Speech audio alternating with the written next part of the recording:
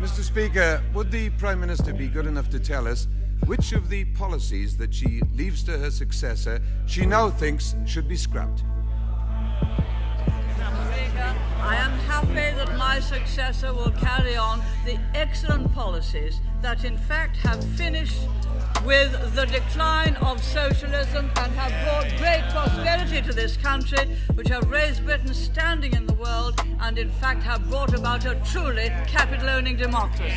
Mr. Speaker, last week the Prime Minister didn't seem to want to talk about appointing fraudsters to his cabinet. In fact, he seemed to want to talk about immigration. So let's talk about immigration. Speaker, I'm glad she now wants to talk about immigration. Last week she said she didn't, and for good reason. Because the previous government presided over record high levels of immigration.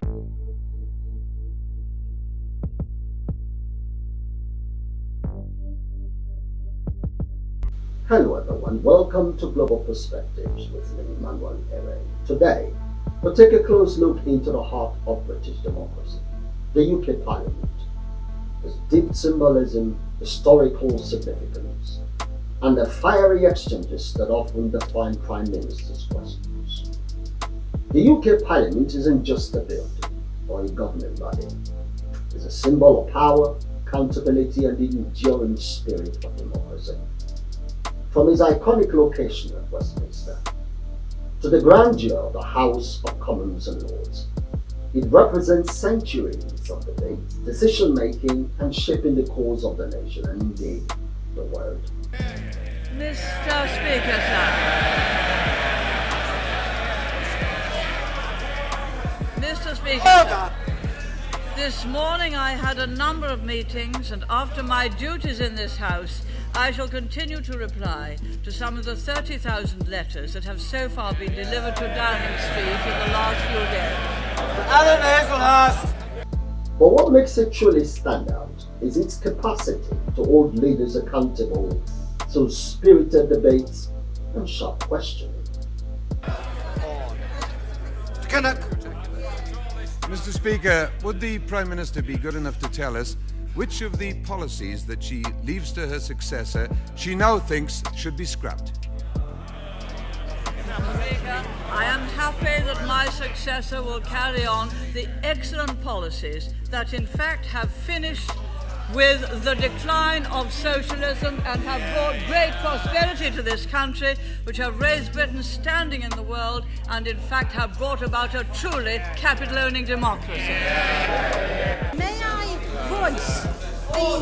I voice the profound regret of millions in this country and thousands of millions outside it that my right honourable friend is not to continue in her high office. This brings us to one of the most electrifying moments in British politics. Prime Minister's questions. Every Wednesday, the chamber transforms into a battlefield of wit, strategy, and confrontation. It's here that MPs, particularly the leader of the opposition, get the chance to challenge the Prime Minister on policies, promises, and pressing issues. And in recent months, the exchanges between Keir Starmer and Kemi Badenoch have been nothing short of explosive. Keir Starmer, now Prime Minister, is navigating the challenges of leading the country, consistently emphasizing economic recovery and strengthening public services. Kemi Badenoch, as a leader of the opposition, has emerged as a powerful challenger, using sharp rhetoric and unflinching confidence to critique the government's policies with pointed rebuttals and a flair of debate. The sessions have become must-watch moments, showcasing the best and worst of political discourse. These fiery PMQ sessions, more than just a political theatre, they're a reflection of the power dynamics within the Parliament. They remind everyone that Parliament's power lies not only in making laws, but also in holding leaders accountable to the people they serve. As we watch these sessions unfold, it's clear that the stakes are high for both sides. For Starmer, it's about proving Labour's vision for the country. But bad enough is about defending the government's record while positioning herself as a rising star in British politics. So sit back as we take you on a ride through some of the fiery moments of the PMQs, and let us know your thoughts in the end and what you expect of them as the new year progresses. Mr. Speaker, if he wants to know what Conservatives would do, he should resign and find out. Until then, I'm the one asking the questions. There's a petition out there, 2 million people asking him to go. And she talks about a petition. We had a massive petition on the 4th of July in this country. And, we spent years taking our party from a party of protest to a party of government. They're hurtling in the opposite direction. Mr. Speaker, last week, the Prime Minister didn't seem to want to talk about appointing fraudsters to his cabinet. In fact, he seemed to want to talk about immigration. So let's talk about immigration. He has relaunched yet again. Many new targets, 6 milestones, 5 missions, but why was cutting immigration not a priority? Speaker, I'm glad she now wants to talk about immigration. Last week she said she didn't, and for good reason. Because the previous government presided over record high levels of immigration. As he's so keen to talk about the past, let's look at his record. 4 years ago, the Prime Minister signed a letter demanding that foreign criminals be allowed to stay in Britain. And we have signed an agreement to smash and take enforcement action in Germany to stop those boats getting to the coast.